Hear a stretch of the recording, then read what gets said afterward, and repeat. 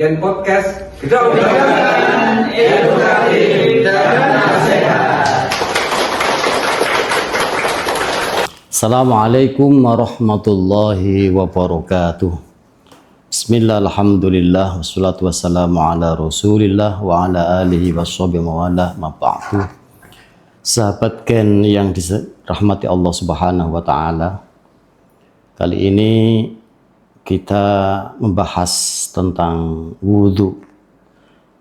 Kenapa wudhu? Karena wudhu itu penting untuk bisa menjaga diri kita dari hal-hal yang tidak diinginkan atau dari hal yang dilarang oleh Allah Subhanahu wa ta'ala. Orang kalau mau sholat maka dia harus berwudhu dulu, karena Allah suka sama orang yang bersih baik jiwanya maupun dirinya, jasadnya.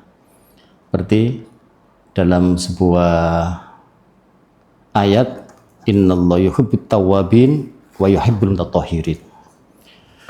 Sahabat Gen yang dirahmati Allah Subhanahu wa taala, kalau kita membahas tentang wudhu, maka kita nggak bisa lepas daripada ilmu yang namanya fikih.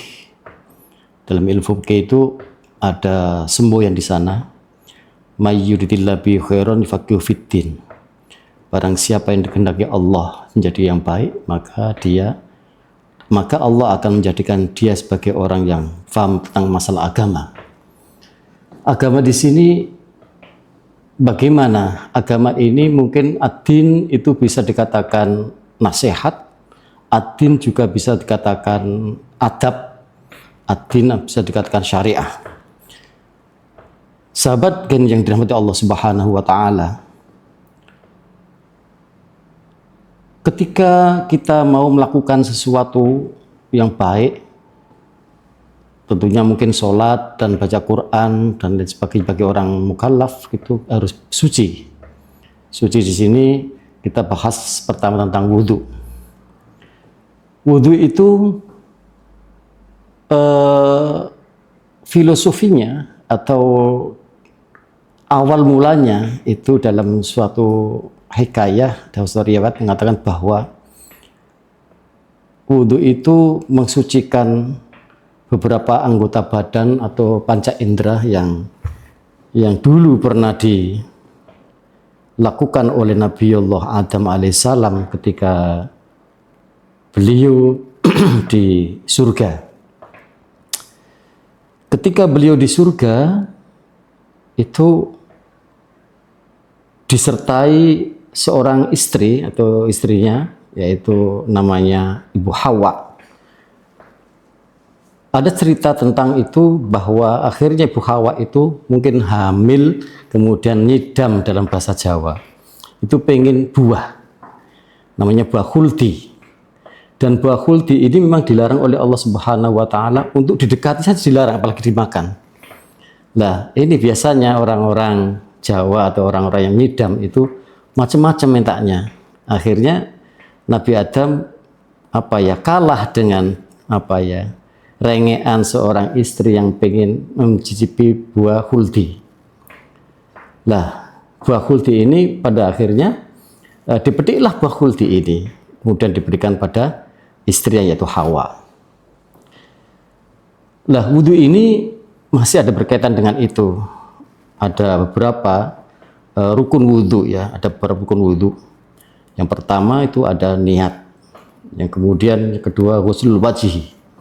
Ghuslul wajhi ini ghusl pertama, basuhan pertama dibasuh untuk apa? Wajah dibasuh yang pertama. Karena wajah ini ketika Adam sama Hawa itu sama-sama menghadap kepada buah khuldi ini. Ya, buah khuldi ini kemudian ini wajah ini ya mungkin kotor ini, kemudian dibasuhnya wajah, ghusl wajhi. Lah, basuh wajah ini, wajah itu biasanya pelanggarannya bagaimana? Tidak apakah hanya cukupnya biur-biur saja, tapi ada pelanggarannya. Ada pelanggarannya, artinya ada batasannya. Wudhu itu kalau wajah mulai dari ini, ya, dari membatil syari, kemudian dari batil syari sampai ke sini ke telinga sampai di bawah dagu. Itu area wajah. Area wajah yang ini harus dibasuh dengan baik, dibasuh dengan sempurna, dibasuh dengan air yang mengalir. Jangan cuma hanya biur-biur saja, tapi tidak mengenai itu ya. Kemudian yang kedua adalah ghuslul yadaini. Kenapa yadaini dibasuh?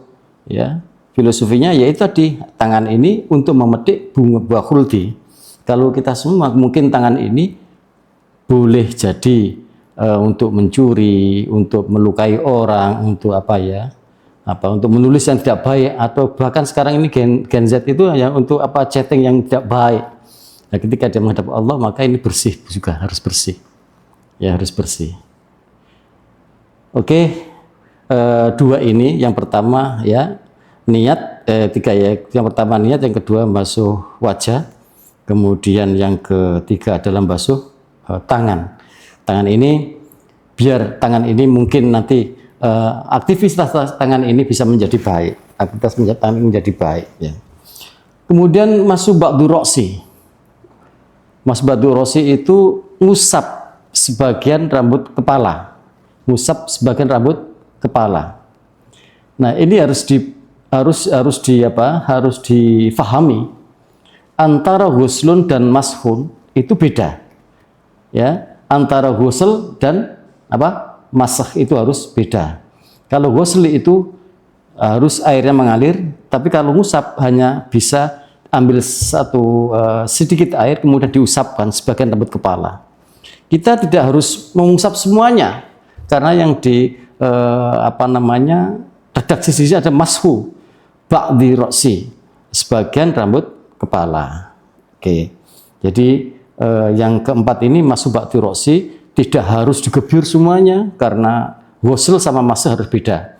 Kalau wajah harus digebyur atau diguyur, harus mengalirnya, tangan juga begitu. Tapi kalau mengusap sebagai rambut kepala itu hanya diusap saja. Kemudian yang kelima adalah ghuslu rijlaini ma'al ka'baini. Ya. Membasuh kedua kaki sampai di atas mata kaki. Ya, ini mungkin filosofinya ketika kaki ini diajak ke tempat hal-hal yang tidak diinginkan atau hal maksiat, maka kita ketika mau menyembah Allah Subhanahu wa taala harus disucikan atau dibersihkan. Kemudian yang keenam ada tartib. Tartib ini tidak boleh dibulak-balik. Tidak bolak-balik ya, artinya ya mulai dari satu niat, kemudian membasuh wajah, membasuh tangan, kemudian mengusap sebagian rambut kepala, kemudian membasuh kedua kaki. Nah, ini harus urut, tidak boleh balik-balik, basuh kaki dulu kemudian mengusap sebagian kepala, tidak boleh, harus berurut. Urut itu artinya tartib, itu hasabul ayah. Baikul ta'ala, semua ini ada dalam firman Allah, ya ayyuhalladzina amanu idza kuntum ila sholati faghsilu wujuhakum wa aydiyakum ilal marafiq famsahu bi rusukum wa arjulakum ilal ka'bain. Ini dawuh dari Allah Subhanahu wa taala. Oke, sahabat Gen yang dirahmati Allah Subhanahu wa taala, untuk pertemuan yang perdana ini, masalah wudhu ini kita cukupkan. Semoga ada manfaatnya dan berkahnya. Semoga kita menjalankan sesuatu ini dengan suci yang dicintai oleh Allah Subhanahu wa taala. Sehingga kita menghadap Allah dalam kondisi suci. Memang Allah yuhibbut tawwabin wa yuhibbut tatahhirin. Semoga ada manfaatnya. Sampai ketemu di episode yang selanjutnya dari kami. Mohon maaf ada kekhilafan. Assalamualaikum warahmatullahi wabarakatuh.